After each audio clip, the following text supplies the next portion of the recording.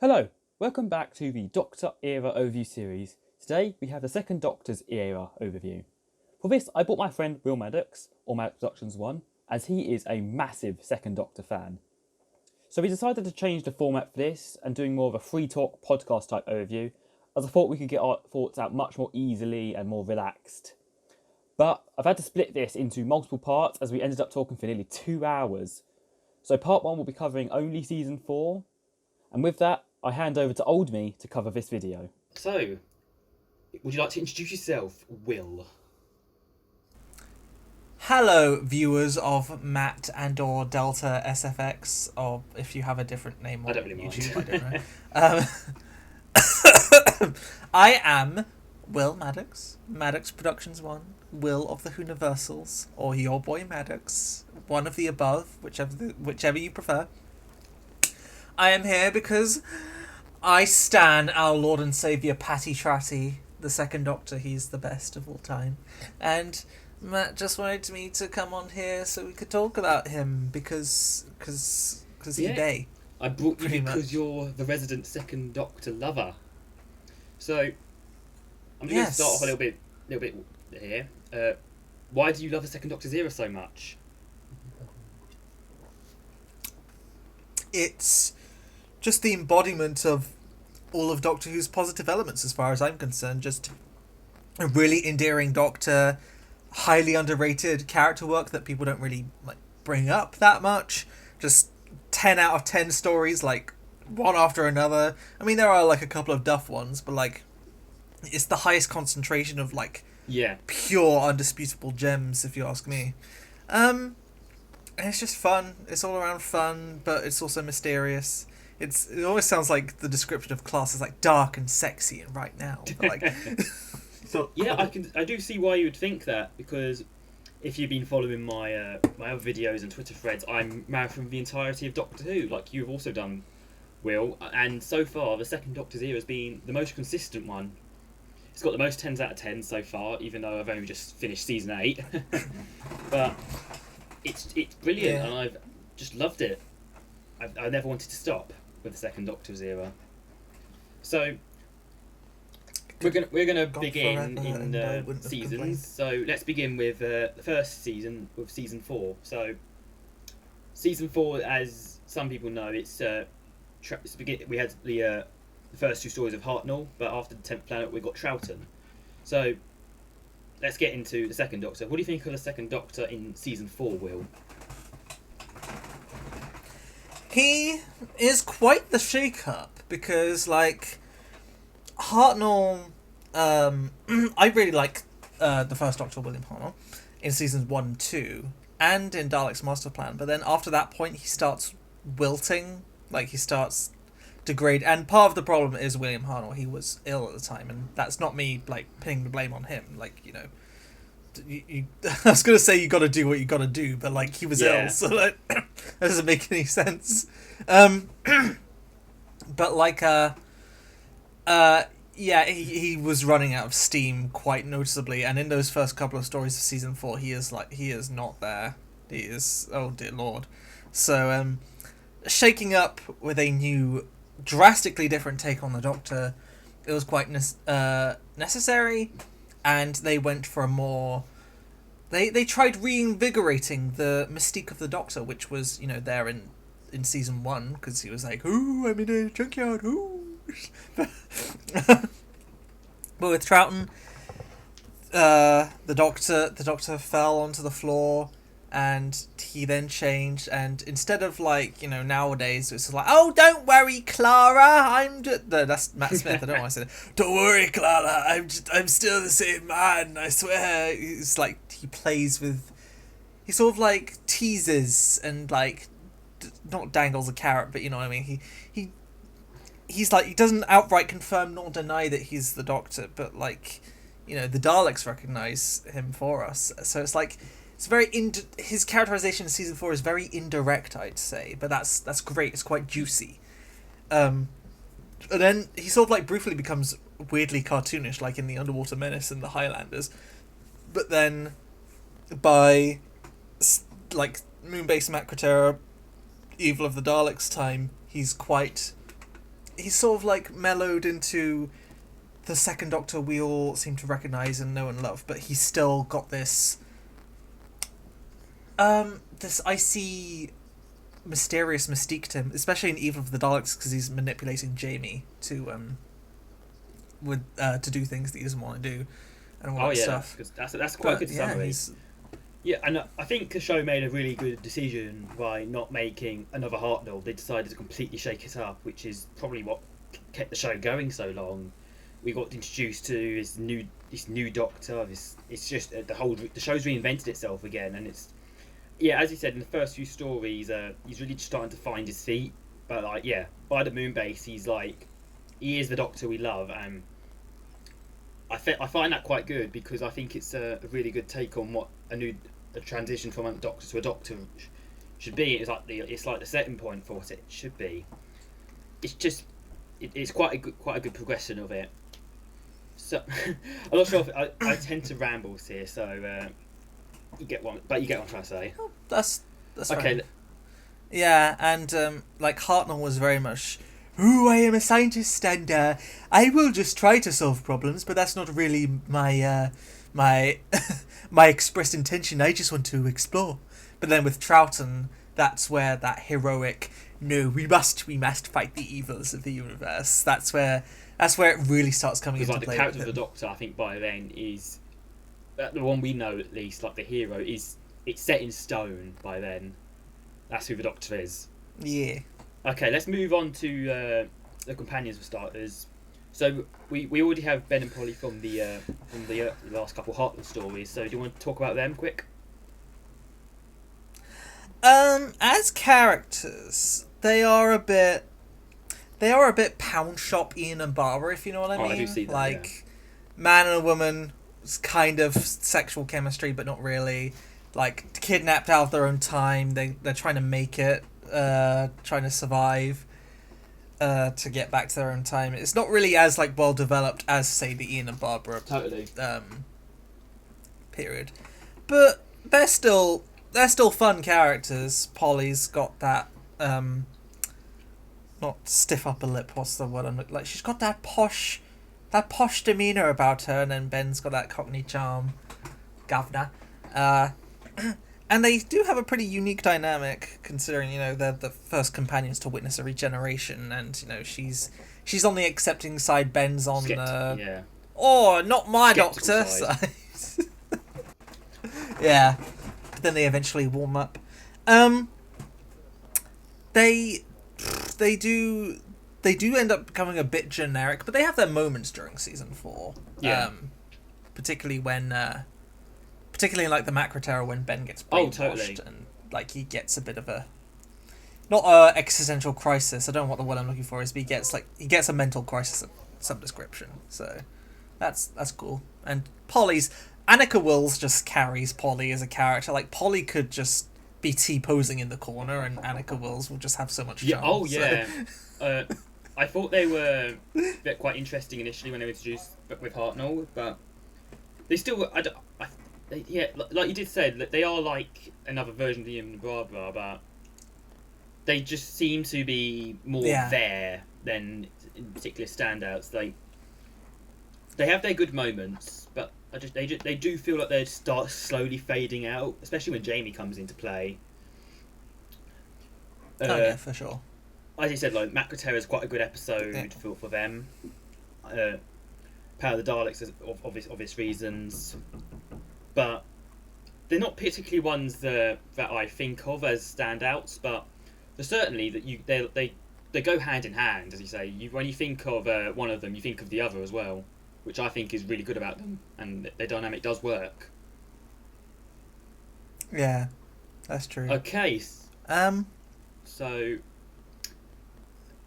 let's talk on to our favourite one, Jamie McCrimmon. Our boy Jamie, the cutest Scottish twink ever. He starts off like he is just a supporting character who, at the last minute, they decided, let's just bring him on as a companion.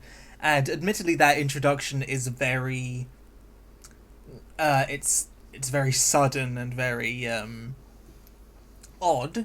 but they very, very quickly adjust, and by the Macra era, Jamie is like, he's already established himself as like a proper full-time, easily the highlight of that TARDIS crew. Oh yeah. So,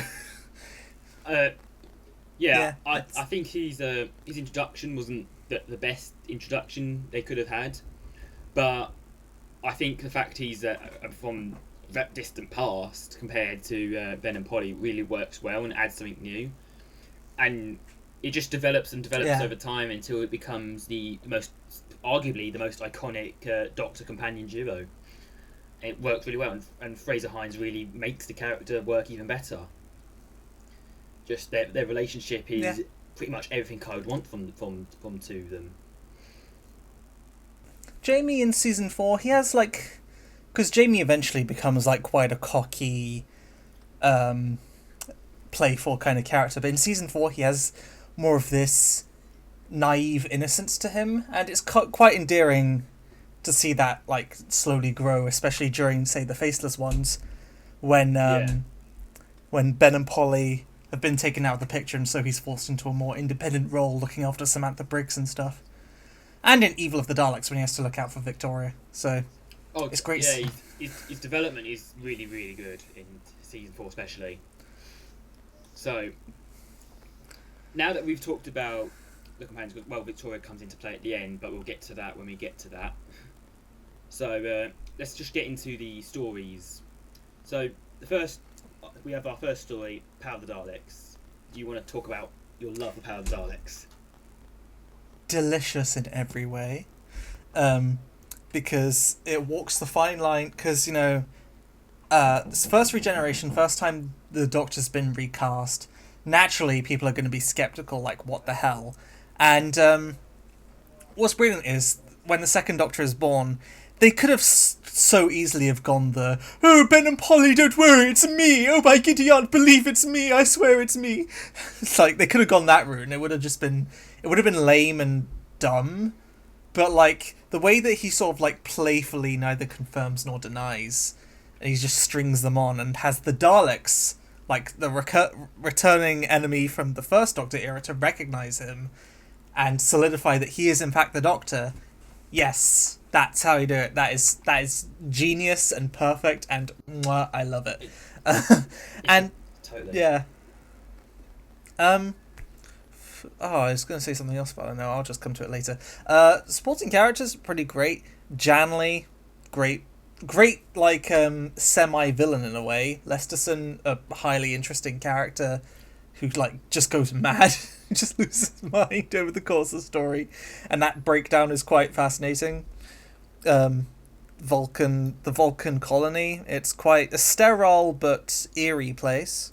And the Daleks' manipulation, because the Daleks, they've always had that psychological manipulative element. Like, in the original Dalek story, you have that bit where they're like, give them food because it will give them a false sense of security. Like, that element's always been there, but Power of the Daleks is the first story to really bring that to the forefront, because they can't rely on their weapons too much in that story, or their, like, brute force. It's more like just manipulating the life forms around them into getting the resources they need to enslave and kill and stuff, and that's great.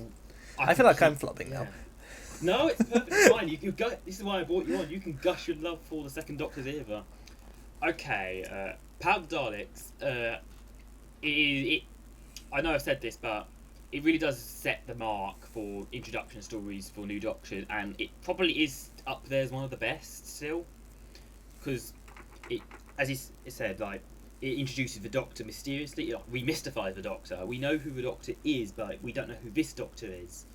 And it handles, like, post-generation trauma, whatever you want to call it now, because it keeps changing, brilliantly, and I'm just blown away by it. And having the Daleks is probably one of their best ever outings, because they are being patient. They are being manipulative. They've been really manipulative and, like, using everything, because what we've seen a lot is just the Daleks just killing and just being like, "Guru, we're the bad guys" recently. And I think this is a really good story to show that they are more than just killing machines. I know that they are the Daleks, but it shows that there's a lot more to them. And it sets up a precedent as well, because because you get this a lot nowadays. Specifically with Jodie, like when she became the Doctor, and people were like, yeah, it's great she's the Doctor, but like we really need her to have that Dalek encounter and for them to recognize her as the Doctor to really like solidify her. And like they had that with Capaldi as well. I remember like, oh, Capaldi's got to meet the Daleks in his first season, and Matt Smith's got to meet the Daleks in his first season, like to really sell that to like really fix himself into the role so he can win us all over and like even and prove that he can like stand up against the show's most mortal enemy. And it feels like Power of the Daleks starts that, because Power of the Daleks basically was that. Like, here's a new Doctor, let's put him up against the Daleks to prove he is the Doctor, and it's just a brilliant recipe. I love it. It's great. Oh yeah. Something I really like what the Daleks did is their patience. I feel like they really lacked that, especially more so with New Who. I feel like they did try to do it in some instances, but they kind of messed it up. Like their patience, they're like slowly building up, using that manipulation to eventually build up an entire army. I was blown away by that scene when Lesterton discovers what's actually happening. It's one of my favourite scenes. I just think it's just brilliant, and the animation of it. Like, I watched the updated version, of course, and I was just like, this is brilliant. Why don't people more talk about this? And regardless of watch it in the colour or the black and white version, they're both just phenomenal. I know we kind of differed off here, but like, it's a missing episode that's been beautifully remade.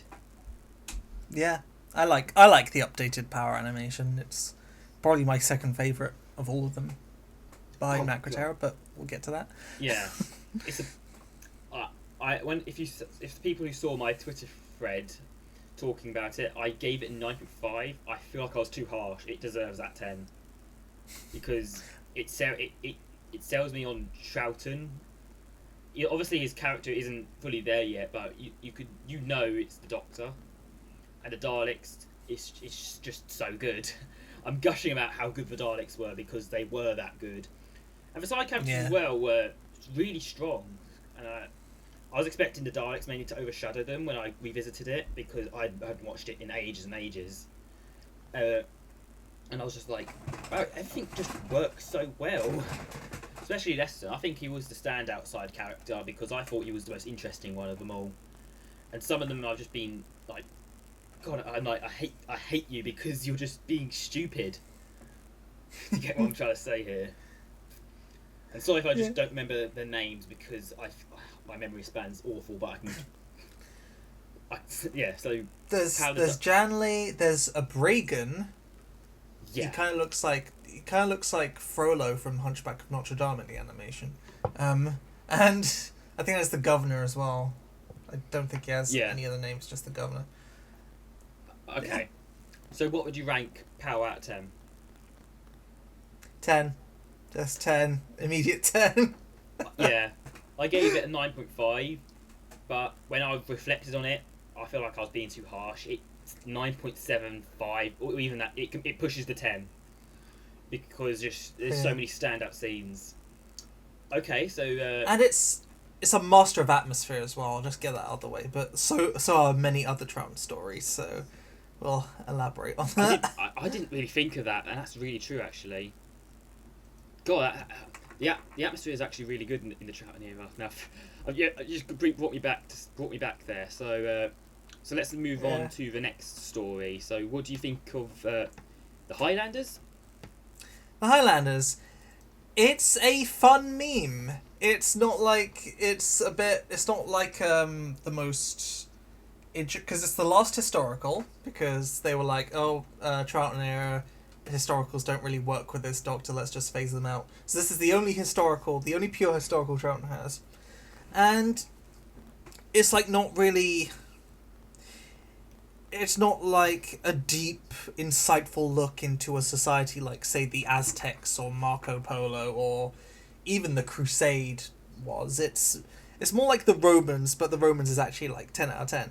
But it's not really as good as that. But it's like this fluffy, memey story where Doctor Who dresses up. Doctor Who gets in drag and wears a fake moustache at one point, and Polly and her new best friend become like prostitutes. Orange sellers. And the Doctor bangs someone's head against the table to cure their headache, and it's a pretty like brainless story, but it's a cute one, and yeah, I'd say it's a missing episode, unfortunately, which I hope gets sorted soon. It's a fun story because it's just I just had a good time with it. I think, yeah, like I know I said this a moment ago, but it would be better animated because the visuals would help. But yeah, it is a fun story. This game the first couple of tracks was just fun stories being silly, and as for a final pure historical, it's not the worst they could have really ended on, because there's a lot of pure historicals towards the end of the Heart Wave that were kind of losing their energy. Yeah, I don't like the Smugglers that much. I don't like the Myth Makers that much. No, I got quite bored of those. It was, yeah, but I do see why they started to phase out the pure historicals in the Troughton era, because it didn't really suit what they were going for. But it does have that cool scene where like I can't remember the exact context, but like Ben, Jamie, and all the other Highlanders have been rounded up in the ship, and then they're like, yeah, if you sign these contracts, you'll be like sold as slaves, and you'll live on an estate or something. And then Ben just takes all the contracts, and then rips it up, and that's great. I like that. Yeah, that's a good. I quite like that. So it introduces Big Jamie. Bonus points for that in my books because he's a brilliant character. The introduction wasn't my favourite, but he can't have everything you want from a story. Yeah, he's not even the most notable side character in the story, really, because like Kirsty is way more notable because like she and Polly have like this girls just want to have she and Polly just have this girls just want to have fun vibe about them, and then they blackmail RG for Finch with his I think it was yeah, you're totally right. If Jamie didn't become a companion, I wouldn't think he was a memorable side character. I don't like saying that because it's Jamie McCrimmon, but that's just how it is. He was groundwork which they built on quite snazzily. Yeah. So how would you rate the Highlanders? And of course, the Doctor like robs like an armory off screen, and he just brings it all back in a wheelbarrow, and then has a nap afterwards. Love it. I'd give it like a 7, maybe an 8. I don't know. Like it's not. Yeah, I think that's fair. It's not like it's a bit brainless and like not. It's not really intelligent in the slightest, but it's fun. And if they animate it or it gets recovered, then I'm sure it will go up. Yeah, welcome it with open arms. Hell yeah. So let's move on to the Underwater Menace. So what do you think about the Underwater Menace? Another meme. It's another good time. Like you have Power of the Daleks, which is like a genuinely stellar story, one of the all-time best, and then his other two first stories are just like weird memes, and it's weird. Again, this one is absolutely brainless. Like some mad professor wants to drain the oceans into the core to blow up the planet for scientific marvel, and there are fish people, and it's stupid. But everyone's just going for it, especially Joseph First, who plays Professor Zaroff. Yeah, it's a very relaxed, fun, silly story. Yeah, Professor Zaroff is I think is a great performance, even if the character's a bit silly. You could definitely see it's definitely someone who's a bit bananas. Yeah.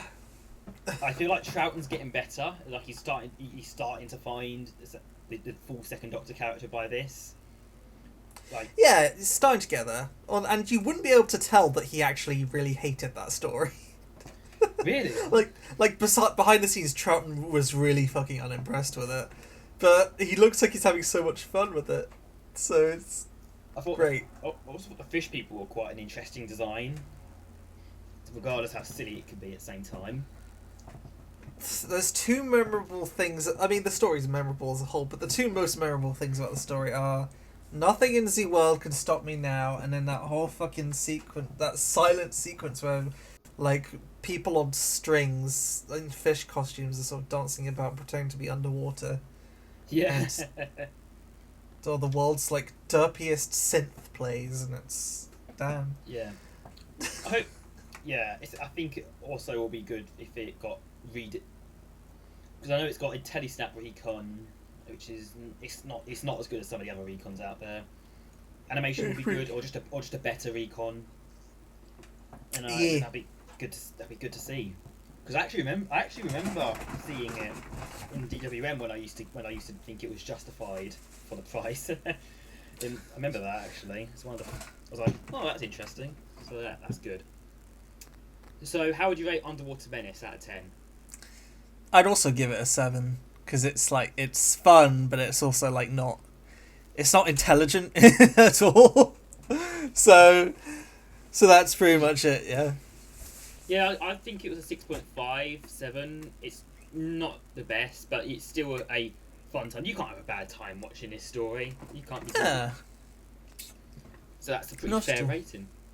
Yeah. Okay, we now have the Moon Base, or I like to call Moon Bay, because it's brilliant. Bay. So what do you think of Moon Base? It's pretty great.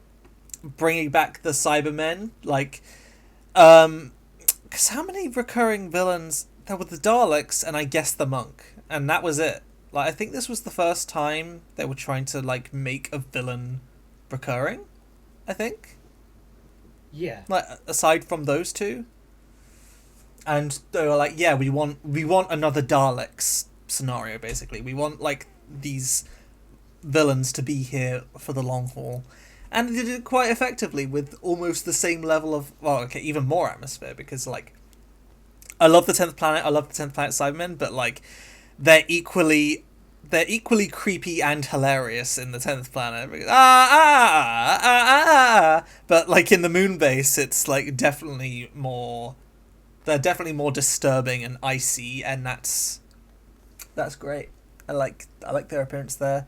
And I'm just a big fan of, like, one thing I really love about the Troughton era, more so the later Troughton era, but it's also present here. They were clearly really excited about, like, the space race going on at the time, like the race to get to the moon.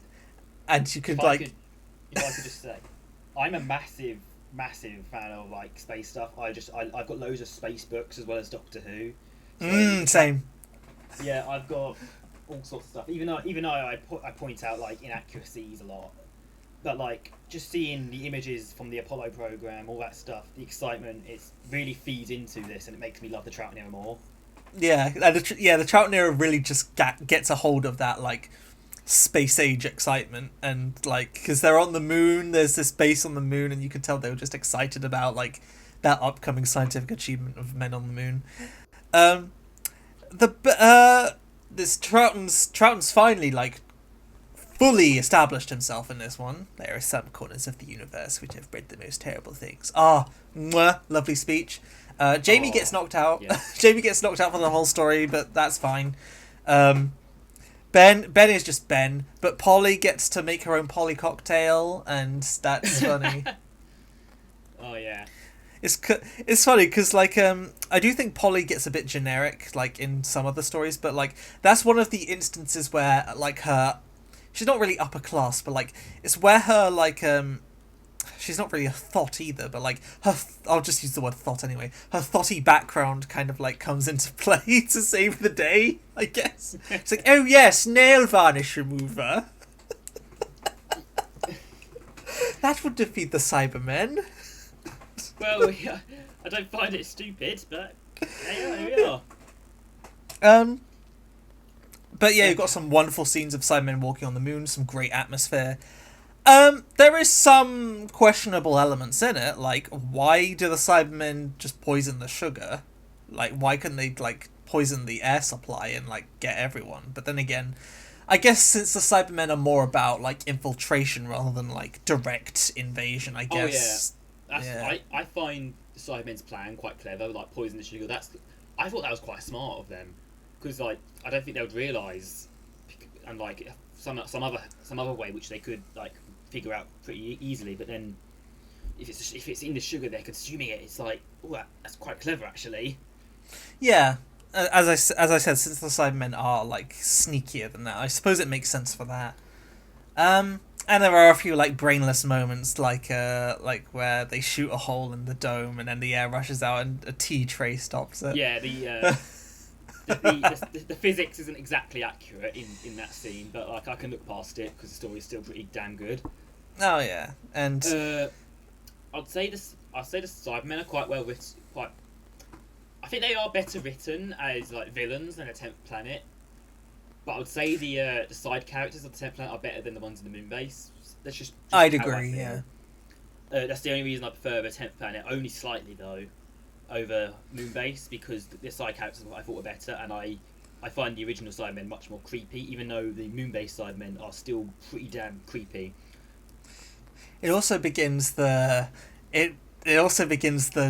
Dr. Jamie shipping motif, because you got that bit where Jamie's in bed and he's like, "No, don't let the Piper get me," and then Polly explains like from what she gathers what the Piper is. Like, oh, he appears to him before he dies, and they're just like, "Oh no, we must keep the Piper away from him." Oh yeah, it's nice. It's so cute. I love it. I love that scene. Well, if you watch the second book Zero, how do you not ship to Jamie when you finished with it? True that. It's a fabulous story. How would you rate the moon base out of 10 then? I'd give it an 8. Pretty damn great. I'd give it a 9. I just think I think the setting is brilliant, even though it's a little bit dated. Thanks, New Who.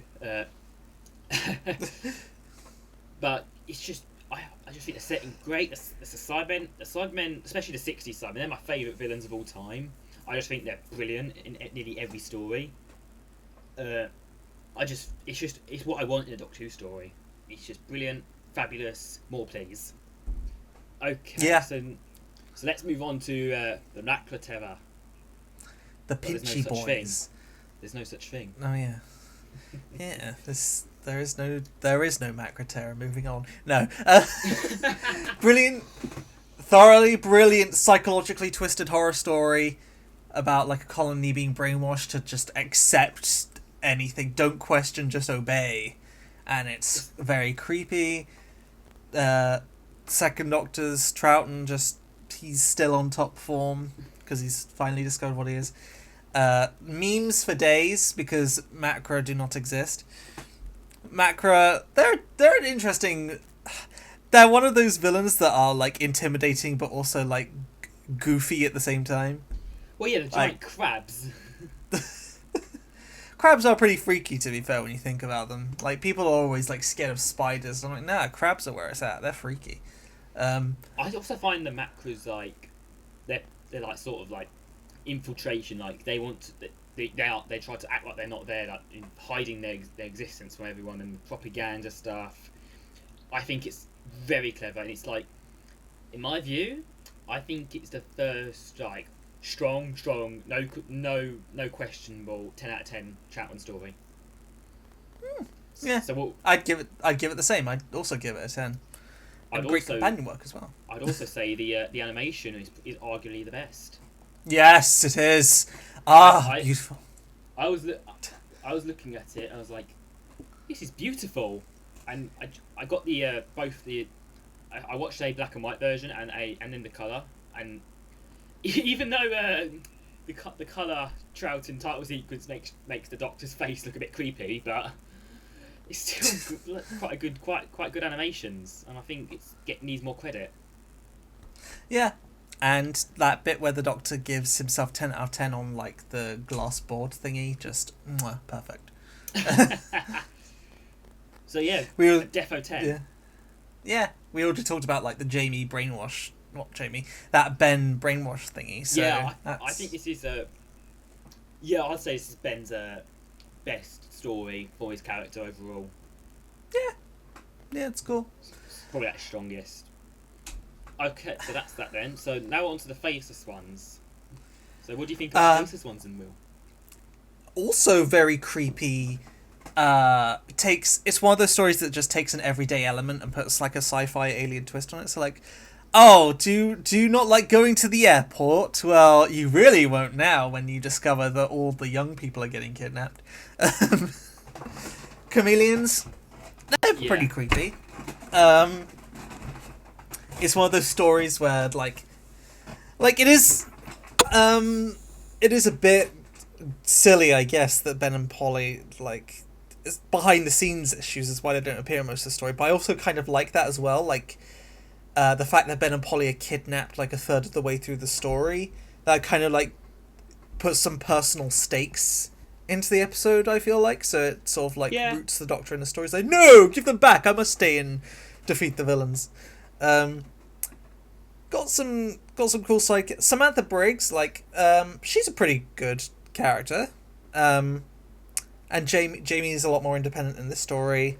Yeah, I feel like Sue and Jamie are starting to like really click with each other, and it really shows because Ben and Polly, I feel like, start to fade out in this story very eventually, and I just forget they're there by the end of it. That's quite bad, but yeah. But it's quite a creepy story, with some funny. I love that bit in part 2 where the commandant doesn't believe the Doctor. It's like, right, arrest him, and then the Doctor pulls out something from his pocket. Like, one step nearer and I'll blow you all to smithereens. Catch. He throws something at the commandant, runs out of the room, and it turns out it's just a bouncy rubber ball. It's a solid story. It's not on the level above some of the others in season 4. The animation, I feel like, is pretty decent still. Even though I'd say, like, because I understand my aerodynamics and planes as well, I'm like, because I know what all the airplanes are, especially some scenes like VC-10 doesn't have a swing wing, they don't move. And it's like I just find myself getting like it's like a bit of OCD, like, why are you doing this? But like, I can look past it. It's Doctor Who. So overall, I'd probably give this story a 7.5 out of 10. So what would you give it? I'd give it a 9. Oh wow! I really like it. It's really creepy. I think it's one I should revisit soon, though. It's still pretty good. Yeah. Then it's Evil of the Daleks. Yes. So obviously we have more Daleks in this season. So I feel in Evil of the Daleks is a really good like trying to expand on what the Daleks are. Because like the human factor, I thought was a really clever. Like they're trying to figure out how to like be more conquering, more powerful, and and honestly, the human factor Daleks are adorable, and I want to protect them. Dizzy Daleks, yeah. It's another instance of the Daleks being psychologically manipulative, and this time to the Doctor himself, because they claim they want the human factor, but it's ultimately revealed they were just like using reverse psychology on him, so he'll find out what the Dalek factor is, and then force him to apply them to every human on Earth. Yeah, it feels like, you know, in New Who series 3 with that Dalek 2 plot, it feels like a different, like a old school version of that in a way. A bit, yeah. Like with Dalek humans rather than Daleks evolving. I feel that's kind of a bit of some elements from there. Oh yeah. We also had the Dalek Emperor make an appearance, and I thought he was pretty good. He's pretty dope. Jamie continues his independent streak, especially since he and the Doctor have a little bit of falling out. And he goes and... I love the character. I think the standout of this story, in my opinion, is the character moments, especially with Jamie and Jamie Victoria. I think they're brilliant. You won't go about being a one-man army, and you certainly won't go and rescue Victoria. And then it's revealed the Doctor's like, so I guess I dropped that hint quite well, didn't I? He's oh, you sneaky bastard. But that's great. Victoria, she's introduced in this story. It's not like her best outing. She is a damsel, but like there is groundwork there, and she's like more than that. She is self-aware, and we'll get more into Victoria. Yeah, we'll do in a that bit. in season 5 bit. Yeah. Dizzy Daleks, great. The supporting characters are not really as memorable, and the story isn't really as tight as Power of the Daleks, because like there are some weird wishy-washy elements that don't really contribute, like why they have that guy mind controlled, or why they get that guy to kidnap Jamie and take him to a barn, and like even just the whole of part 1. It's like, okay, but why is this? Yeah. Part 1's a bit funny, but like once the plot gets going, I'm like, fab, more please. And yeah. I hope the announcement that it's going to get animated is true, because I feel like it would benefit as well. So we should hopefully be seeing that soon. So how would you rate Evil of the Daleks out of 10, and Will? I'd give it a 9. So Yeah, I think that's fair. I gave it an 8. If part 1 had a bit more to it, I'd probably rate it a 9. But overall, the story is still very, very strong. yeah, it's a very strong story, just not quite as cohesive as, say, Power. So Yeah, that's valid. but it's also the final end of the Daleks, and it's a pretty strong note for them to go out on. Yeah, it's like we're back on Skaro briefly, and I think it's just handled really well. Yeah, it feels like it comes full circle when he comes back to Skaro again. It's like, It's like- we're on And that's Skaro. what Daleks gone for 3 or 4 seasons. They come back in season 9. My maths is a bit funny here. My memory's failed. But Yeah, it is in season 9. that's my next episode on my rewatch. Daleks. So yeah, I feel like it's a good way for them to bow out from their 60s characterizations thing. But yeah, what would be your ranking for season 4 stories for Troughton? What, worst to best? Best. What? Yeah, worst to best. Just don't. Just list them. Don't explain. We've already done that. Underwater Menace, but still a meme. Highlanders.